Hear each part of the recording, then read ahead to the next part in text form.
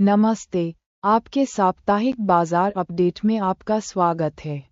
इस हफ्ते भारतीय बाजारों को कुछ बड़ी चुनौतियों का सामना करना पड़ा, जिससे निवेशकों के लिए यह एक मुश्किल दौर रहा।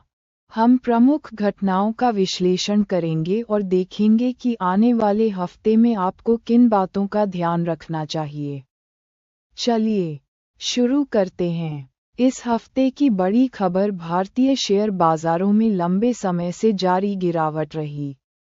निफ्टी 50 और बीएसई सेंसेक्स दोनों में लगातार छठे हफ्ते गिरावट दर्ज की गई। शुक्रवार को सेंसेक्स 80,000 के अहम स्तर से भी नीचे गिरकर 79,857.79 पर बंद हुआ।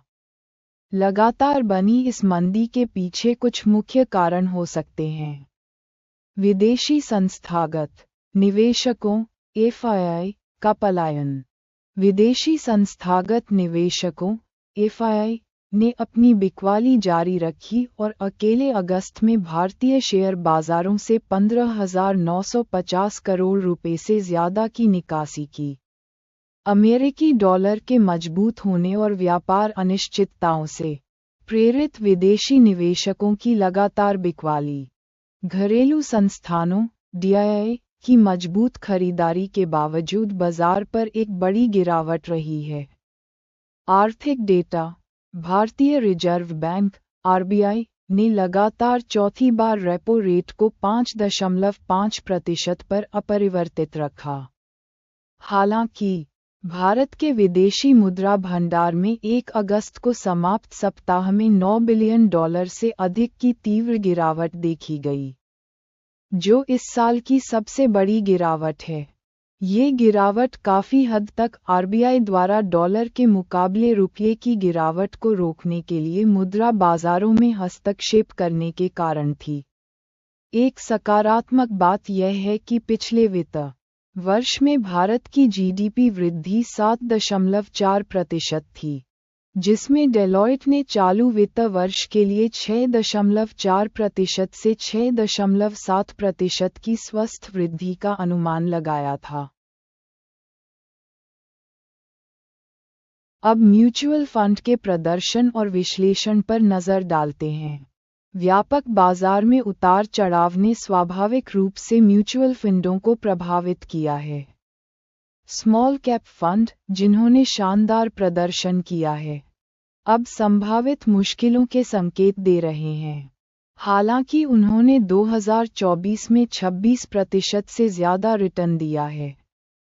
म्यूचुअल फंड सलाहकार सावधानी बरतने की सलाह दे रहे हैं और एकमुश्त निवेश के बजाय क्रमिक निवेश का सुझाव दे रहे हैं। Small cap fund, axis small cap fund, SBI small cap fund और कोटक स्मॉल कैप फंड जैसे कुछ शीर्ष स्मॉल कैप फंड हाल ही में तीसरे और चौथे क्वार्टाइल में रहे हैं, जो प्रदर्शन में गिरावट का संकेत है। हालांकि Nippon India small cap fund ने पिछले 4 महीनों से पहले क्वार्टाइल में मजबूत स्थिति बनाए रखी है। लार्ज कैप फंड, अधिक रूढ़िवादी निवेशकों के लिए इस अस्थिर माहौल में लार्ज कैप फंड को एक सुरक्षित दांव के रूप में सुझाया जा रहा है। हालांकि ऐतिहासिक रूप से कुछ फंड अपने बेंचमार्क को मात देने के लिए संघर्ष करते रहे हैं, फिर भी वे स्थिरता प्रदान करते हैं। अगस्त के लिए शीर्ष सुझावों में एक्सिस ब्लूचिप फंड और Canara Robeco Bluechip equity fund शामिल हैं। मिड कैप फंड भी मूल्यांकन संबंधी चिंताओं का सामना कर रहे हैं। हालांकि इनमें उच्च विकास क्षमता है, लेकिन जोखिम भी ज्यादा है। Invesco India mid cap fund अच्छा प्रदर्शन कर रहा है, जबकि PGIM India mid cap opportunities fund जैसे कुछ अन्य फंड चौथी तिमाही में हैं। यह एक मजबूत ट्रैक रिकॉर्ड और एक अच्छे फंड मैनेजर वाले फंड को चुनने के महत्व को दर्शाता है। भारतीय म्यूचुअल फंड उद्योग का कुल AUM 74.41 लाख रुपए करोड़ के नए उच्च स्तर पर पहुंच गया, जिसमें छोटे शहरों और कस्बों से महत्वपूर्ण निवेश आया। भविष्य का दृष्टिकोण और देखने लायक प्रमुख घटनाएं। जैसे जैसे हम अगले सप्ताह में प्रवेश कर रहे हैं, आपको इन बातों पर नजर रखनी चाहिए। आर्थिक आंकड़े। मंगलवार को हमें उपभोक्ता मूल्य सूचकांक (CPI) और गुरुवार को जुलाई के लिए थोक मूल्य सूचकांक (WPI) प्राप्त होंगे। ये मुद्रास्फीति के महत्वपूर्ण संकेतक होंगे और RBI के भविष्य के नीतिगत निर्णयों को प्रभावित कर सकते हैं। व्यापार वार्ता। चल रही अमेरिका भारत व्यापार वार्ता से होने वाले किसी भी नए घटनाक्रम पर कड़ी नजर रखी जाएगी। कोई भी सफलता बाजार की धारणा को आवश्यक बढ़ावा दे सकती है, जबकि निरंतर तनाव बाजार की मौजूदा कमजोरी को और बढ़ा सकता है। बाजार अवकाश। भारतीय बाजार शुक्रवार 15 अगस्त को स्वतंत्रता दिवस के अवसर पर बंद रहेगा।